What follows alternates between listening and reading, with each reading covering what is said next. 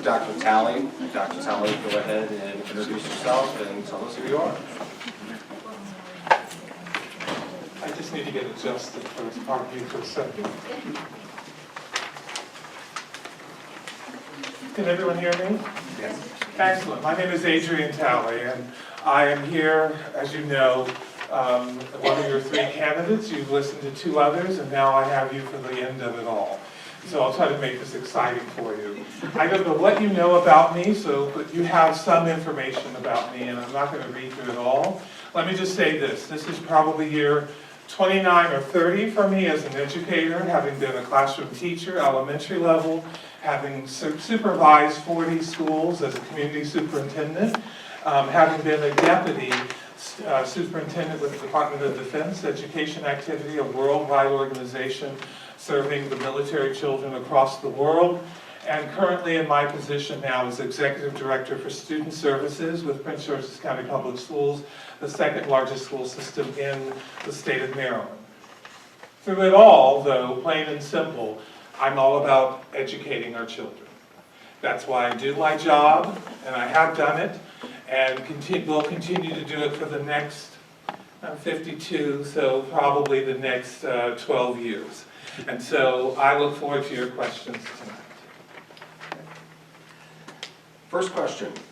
Briefly summarize your first 30 days as North Shore's school superintendent.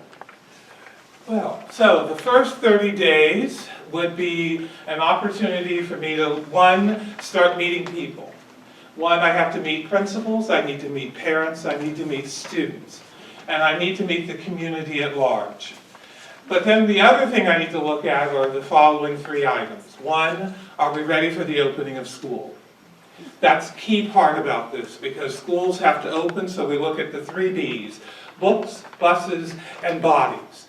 Do we have the books to be ready for schools to open? Do we have the bodies in place, meaning the staff in place? And are the buses ready to get the children here to school so we open and we're ready to begin? Then I need to look at the rigor that's going to happen, the academic pieces.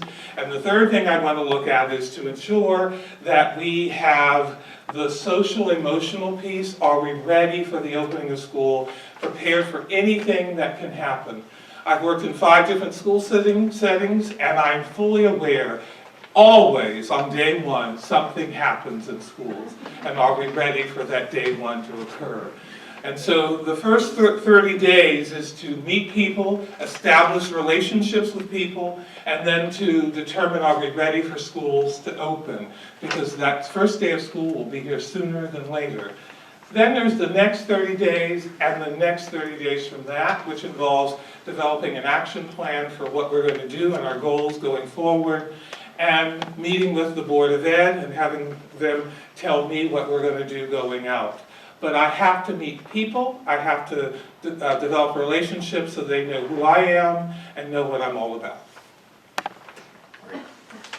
What do you consider the most important elements of a successful community partnership? I'm very big about 3 R's, and there's 1 R here, and that's relationship. I talked about it a little bit, and I think this is the key part of it all.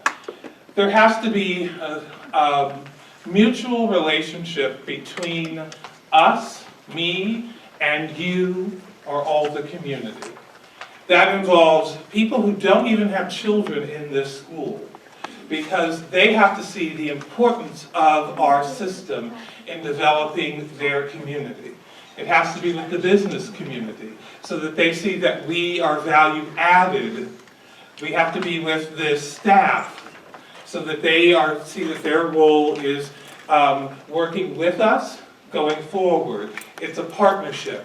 And it's also involving the students and the whole community the whole community.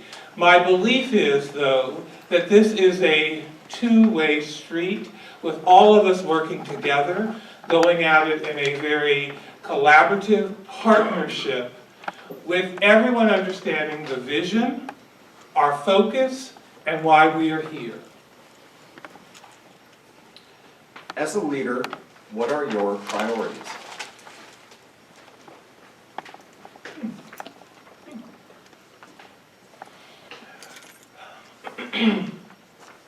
As a leader, my priority is to engage with people.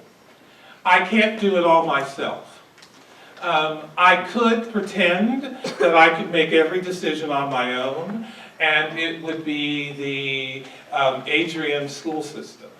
But I'm not that foolish to believe that. Rather, I think my priority is that we have to do this together, and I have to engage with you, not to you.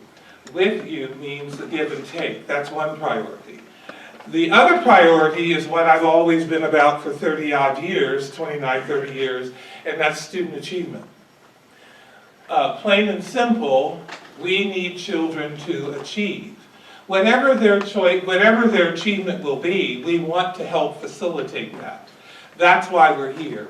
It's why I teach, it's why I was a principal, it's why staff are in schools, it's why you give money to school systems for children to achieve.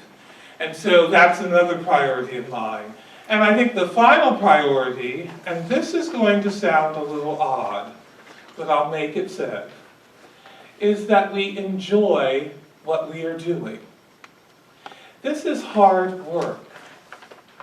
And I remember when I was putting my 20th principal in, principalship, and I put 20 principals in 5 years. And her interview, she said, "This is rocket science work." And she's correct. Not everyone can be an educator. People think they can be an educator because they all went to schools. But you cannot all be educators. And it is rocket science. But we need to enjoy what we do. We have to laugh, we've got to cry, but we have to enjoy it. Because if you don't, you're not going to want to come to work every single day. So those are 3 things as a leader I think are priorities for me. How will you utilize the active parents in this district? And how will parent voices be heard and incorporated in decision-making?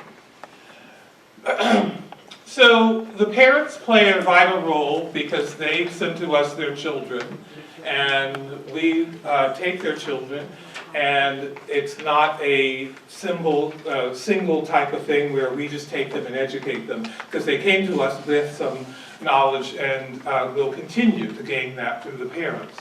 So the active parent piece is vital. I'll give you this whole story. My mother,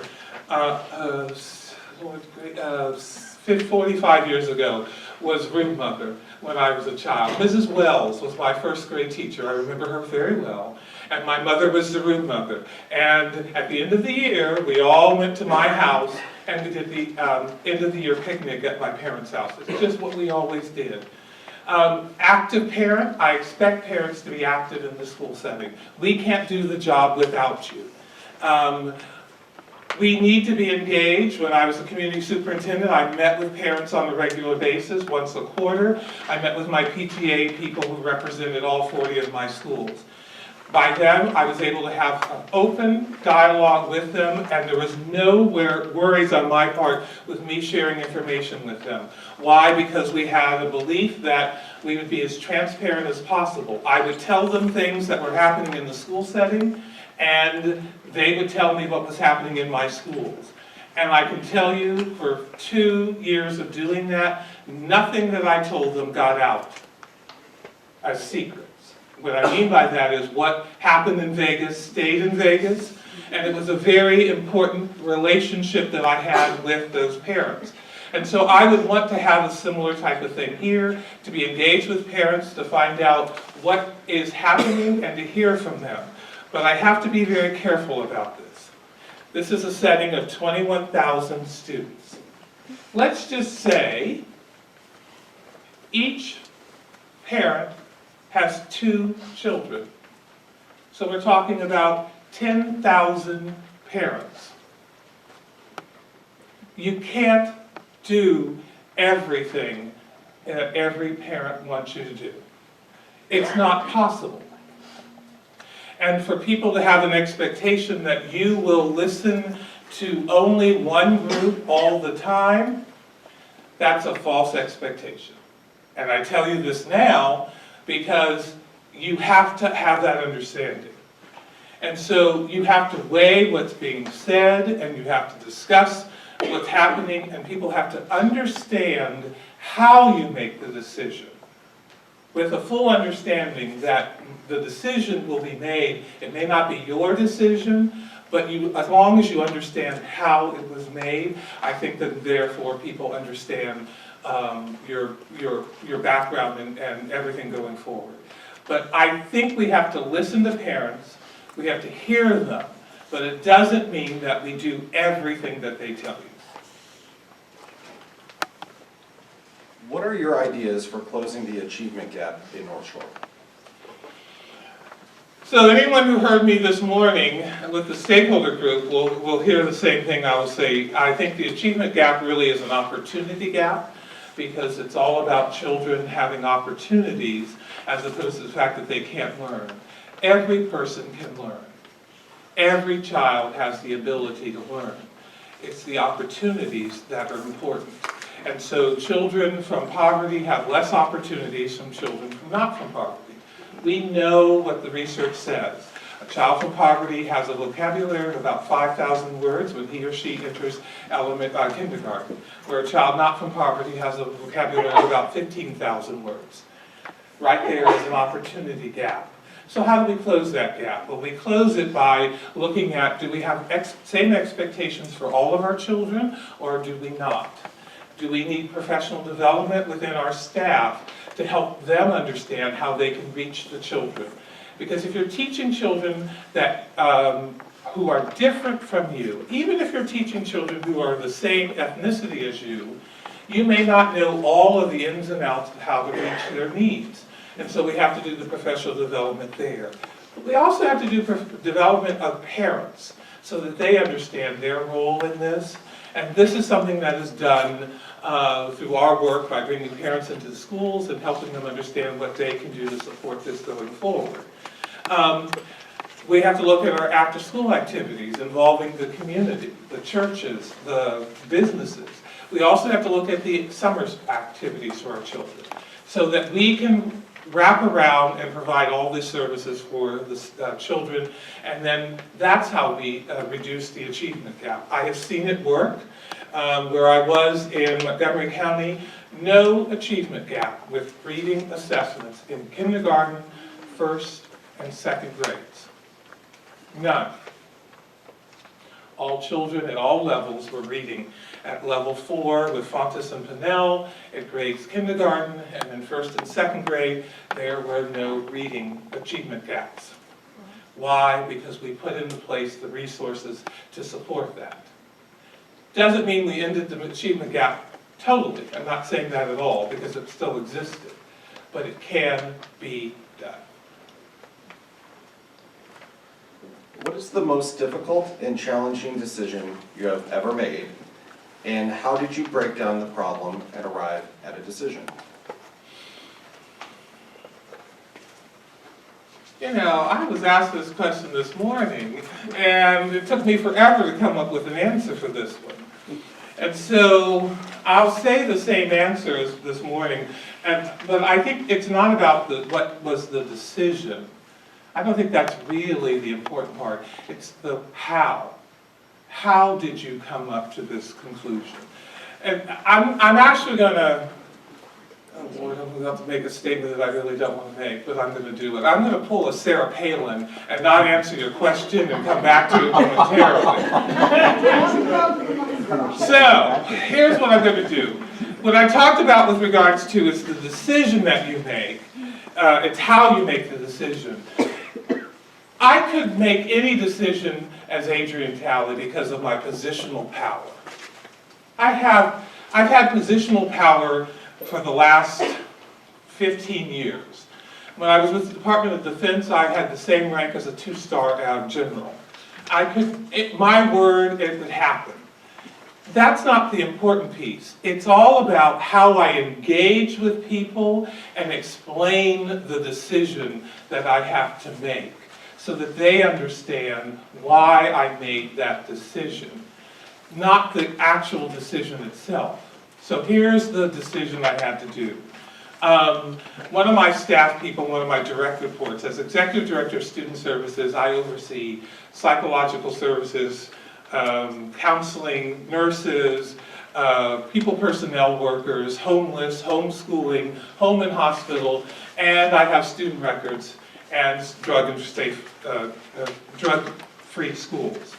And so my supervisor of records and transfers did not want to approve a transfer of a child who had been at a high school and left that high school and wanted to transfer back in because that school was overcrowded. She made her decision, and I had to make the decision to change her mind. I had to tell her, no, we were going to allow the transfer to happen. Again, as I said, I could have said, it's going to happen, and turn around and walk away. Rather, I sat with her and I said, Gail, I need to understand your thinking process, why you turned her down, and now I need to explain why I believe we need to change that decision for the child's sake. And after it was done, she fully understood. She had her voice. I made my decision, but at least she was aware of what I was doing. What it also meant was in the future, when coming up to these, she would look at it in a different mindset than the way in which she was looking at it before. So again, it's about how you make that decision, how you inform people and keep them abreast of it so that they can understand it going forward and see it that you're not trying to do this in a unilateral way. As a parent of 2 African American students in a predominantly white community, what would you do to promote a positive and inclusive climate for all students and staff? Also, what about inclusivity of LGBT students and staff? So, it's interesting. I'm a military brat. Father was Air Force, and I have often been the minority in a setting where there is a majority of one race as opposed to the other. Even when I was principal of a Title I school, which was a large Hispanic population, I was the minority in that sense. So I think part of it is an appreciation of others. And I'm not the one who accepts the word tolerance. I hate the word tolerance. Because when you tolerate something, you're just accepting it just for a little bit. When really what you want to do is to accept people for who they are and what they bring to the table. So you do that through real instruction. You just can't do it and expect it to happen. You really have to build the capacity of people. I think, I could be wrong, I've not been here in that sense, I think it's more of the adults who have more of the issues than our children, but not always, but that's how I tend to see it. It's funny when you see kindergarten children together in a classroom, they don't care at all about race and ethnicity. They care about, are you a good person? And when I was an assistant principal, I was a principal intern in the school, there was an assistant principal in that building as well. His name was Mr. Litzy. He was the same height as I am. He's white, I was black. And kids would interchange our names all the time. Why? Because we were both the same height. They didn't see anything else. And so that's why I think it's an adult issue, tends to be more than anything else. But we have to take this on and we have to fight it from the sense of educating adults and children going forward. I know in watching some of your board meetings, you've had some discussions about transgender. And if I recall correctly, you've moved forward in that way with how you're responding to it. Again, I think if we educate, if we open people's minds and also not allow for ignorance to exist, that's how we fight it. What are your thoughts on school safety? I told people this morning I was principal of a school in New York when 9/11 happened. I was principal in Montgomery County, and I don't know if any of you remember this when we had the sniper event. I was principal for 30 days. I was principal for more than 30 days. I was principal when this happened for 30 days. And in fact, one morning I actually had to, I turned on our answering machine and there was a voicemail message where someone said, "I'm the sniper and I'm watching your school." Ooh. And we called the police, and as the children were coming in that morning, we had a policeman in front with a semi-automatic weapon watching the kids come in. I, as the principal, had to maintain a whole facade of calm. When inside, I was probably the most stressed out person in the world because I wanted my children not to worry. This was going to be a safe place for them. And so that's what we want, our schools to be safe.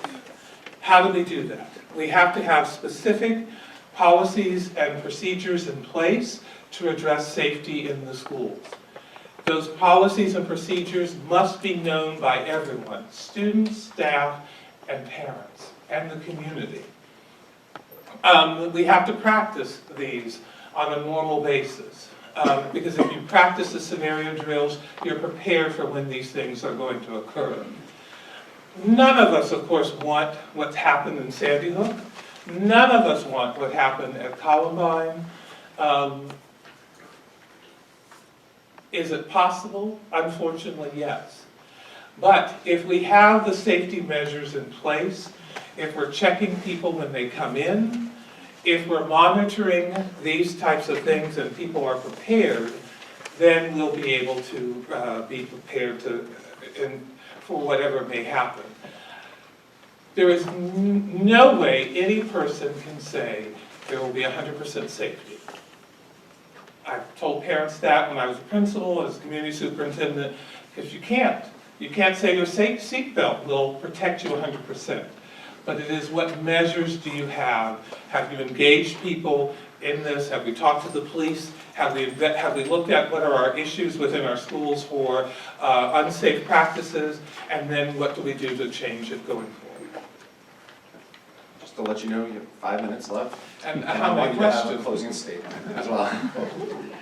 In your first year plan to improve the district, what are 3 priorities you will focus on, and how will you measure success? Okay. But I don't know if I'm going to actually say to improve the district, because I don't know if that is necessary right now. I will say, though, the first 3 things are my priorities. 1, you have a lot that's about to happen in 2017. You have all-day kindergarten, you have middle school, you have the time changes happening as well. I would, 1, have to be focused on those. Are we prepared for 2017? There's a lot of professional development that needs to go in place with regards to all 3 of those items happening. Kindergarten teachers have to have the professional development to know what to do with all-day kindergarten, because it's just because you have the extra time, and we're not talking about naps, because that doesn't happen in all-day K. It's about what does that day look like?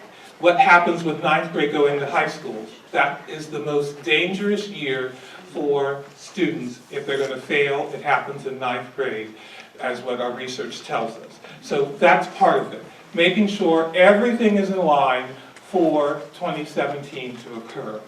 And we measure that by setting up milestones along the way to see if we've met those goals. I would also look at, as I mentioned earlier, about the rigor within the organization. How is that happening across the whole organization for all of our children?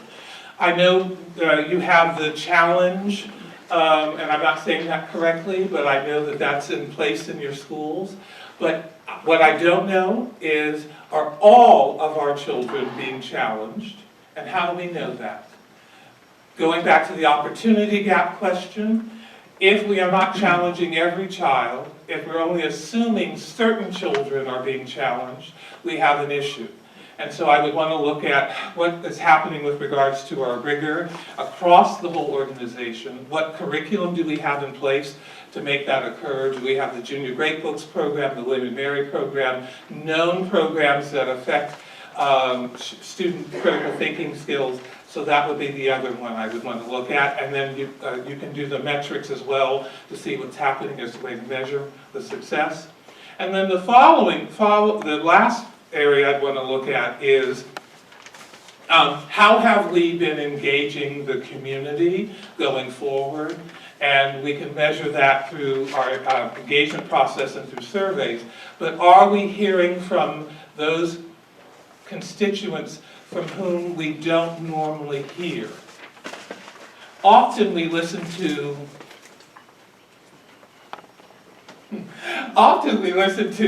the ones who are louder. I was going to use another term, but I'm not going to. But what about those who are not as loud? How do we hear from them? And how overt are we going to get their information from them to us? And so that's what I would want to do. Those three areas, the engagement, the rigor, and preparing for 2017. Dr. Talley, your closing statement. I have, what, an hour to do that? No, because I actually have a flight to catch tonight, so I won't keep you that long. Let me just say this, board members heard me say this on last Wednesday when I was here, and I'll just close with this comment. My job as an educator, and has been, is about giving children opportunities. I want every child, when they walk across the stage, to be able to select his or her opportunity, as opposed to the opportunity selecting the child. What I mean by that is, if Johnny or Mary or Billy or Sue chooses to be an automobile mechanic, that's their choice. If they choose to be a physicist, that's their choice. I was visiting the culinary arts program. If they choose to be a chef, that's their choice. Rather than the choice saying to Bobby and Billy and Susie, you have to select us because we're the only game in town for you. You have to think, did you get to choose when you walked across that high school stage? And I think I turned off or fell off. Did you get to choose or not? I'm very happy to say that I applied to 5 colleges and the military wanted me. That doesn't happen to everyone. I know that. I'm not stupid enough to think that that happens to everyone. But what I do want to happen is for that to occur. Our job is to ensure children choose. And that's why I'm here. That's why I do what I do. And I think North Shore is poised, not that it isn't already, but you have a lot that's happening.